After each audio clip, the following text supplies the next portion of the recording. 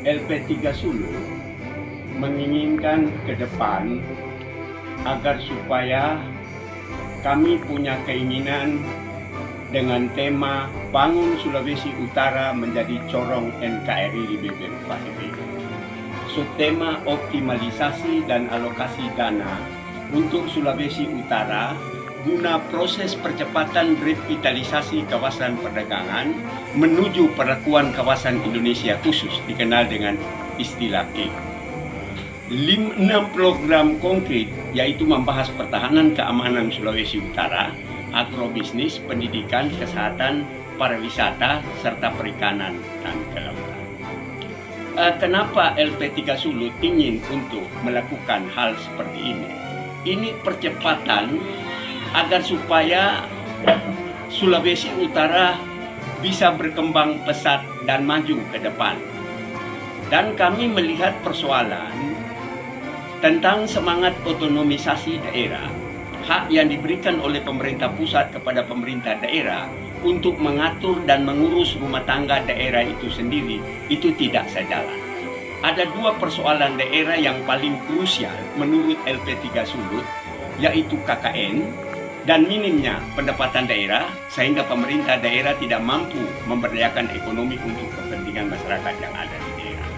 Ada 21 solusi jalan keluarnya yang ditawarkan oleh LP3 Sulut, Lembaga Pemberdayaan Pengawasan Pembangunan Sulawesi Utara, yaitu tingkatkan sumber daya manusia daerah, kaji potensi kekayaan alam secara ilmiah, datangkan investasi asing dan lokal, pangkas birokrasi, amankan stabilitas keamanan baik dari dalam maupun luar daerah, supremasi hukum ditegakkan, berantas KKN sampai ke akar-akarnya, siapkan sarana infrastruktur sesuai dengan kondisi alam yang ada di daerah, serta sistem skala prioritas dalam pengambilan keputusan yang ada di daerah, kedepankan kearifan lokal untuk menopang aspek pembangunan daerah, angkat komoditas andalan daerah ke mancanegara, sektor pariwisata, perikanan dan kelautan, pendidikan dan kesehatan.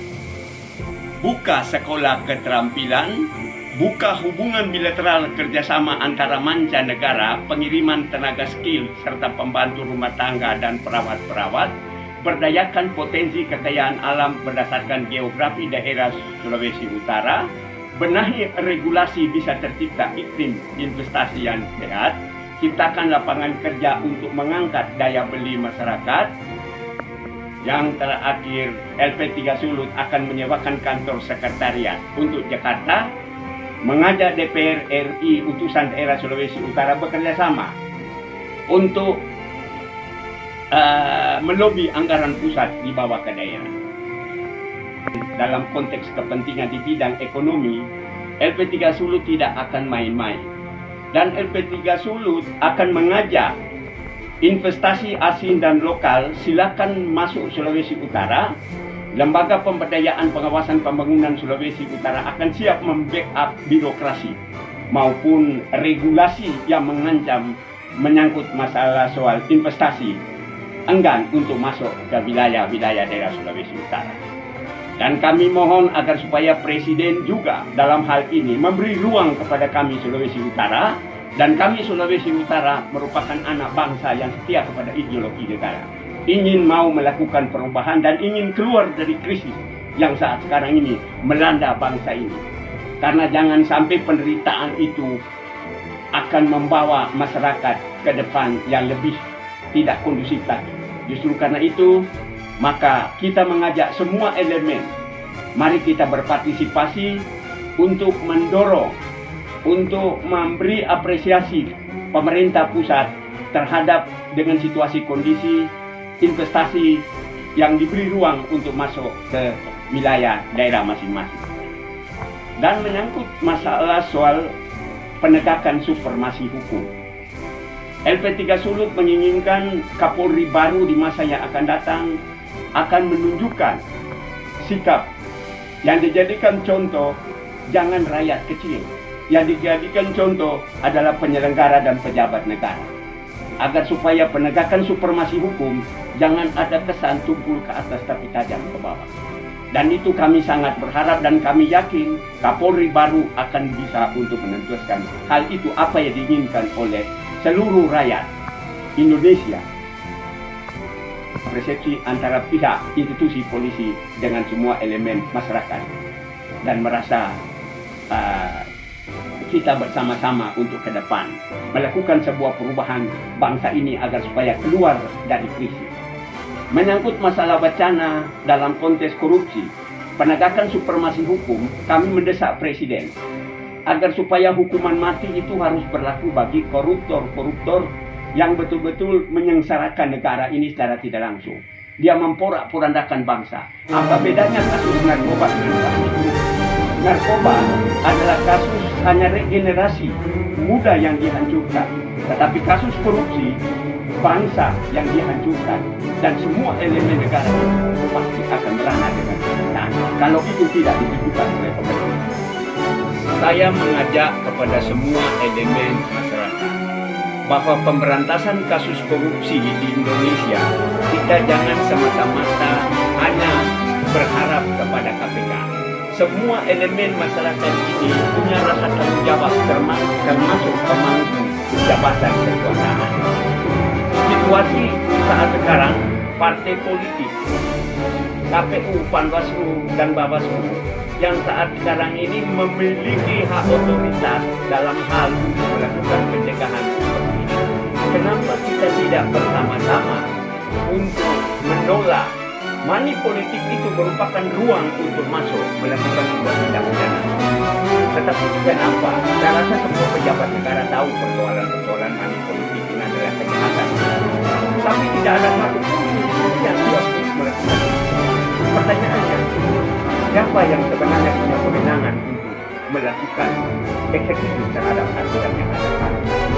Tetapi kalau ini terus-menerus kita biarkan persoalan ini, maka saya khawatir akhirnya bangsa kita akan menangis semata-mata karena kita tidak punya rasa tanggung jawab moral.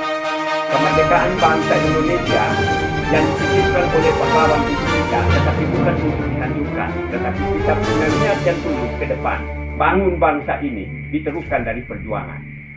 Sebab anak cucu kita di masa yang akan datang, kalau kita tidak mulai waspada dan tidak punya ikut berpartisipasi, kemiskinan akan mengintai anak cucu di masa yang akan datang. Ini persoalan yang mendasar bagi kita bangsa Indonesia yang perlu harus kita renungkan. Sebab COVID-19 ini secara tidak langsung kalau kita tidak menyadari, maka kita akan terperosok pada lubang yang sama. Apa yang terjadi? Sesama anak bangsa, kita saling memangsa satu sama yang lain. Ini hal yang perlu Dewan Pimpinan Pusat LP30 mengingatkan semua stakeholder dan pusat, provinsi sampai ke daerah. Mari kita bersama-sama merubah sebuah sikap. Ke depan, selesai COVID-19 harga mati, perubahan bagi bangsa ini harus kita kawal bersama. Karena perjuangan bangsa ini keluar dari tangan penjajahan Jepang dengan Belanda, kita mengorbankan pertumpahan darah. Pahlawan-pahlawan itulah yang saat sekarang kita kenal bahwa bangsa ini kita harus bersama-sama punya tanggung jawab moral. Dan perlu diketahui, rakyat juga benar-benar betul-betul punya hak otoritas, harus disadari bahwa money politik itu merupakan kejahatan politik yang perlu kita harus tolak itu. Undang-undangnya sudah jelas, tapi realita kenyataan di lapangan kita tidak ada satupun yang bisa mampu mengungkap persoalan. Saya selaku ketua umum berharap agar supaya semua pemangku kekuasaan yang ada di bangsa ini harus menyadari bahwa kita sudah saatnya untuk melakukan sebuah perubahan. Dan ini tidak bisa kita membiarkan persoalan ini hanya merupakan tanggung jawab Presiden. Tapi semua elemen yang ada saat sekarang harus bangkit bersama-sama membuat sebuah gerakan moral untuk menolak tentu apapun yang terjadi. Karena bangsa kita dilandasi dengan ideologi negara. Menolak bentuk kekerasan, menolak bentuk korupsi. Ideologi negara tidak pernah mendidik masalah soal korupsi. Ideologi negara tidak pernah mendidik kekerasan. Ideologi negara berlaku bagi kita semua. Mari kita duduk sama rendah, berdiri sama tinggi. Mufakat musyawarah adalah keputusan bagi kita bangsa Indonesia yang betul-betul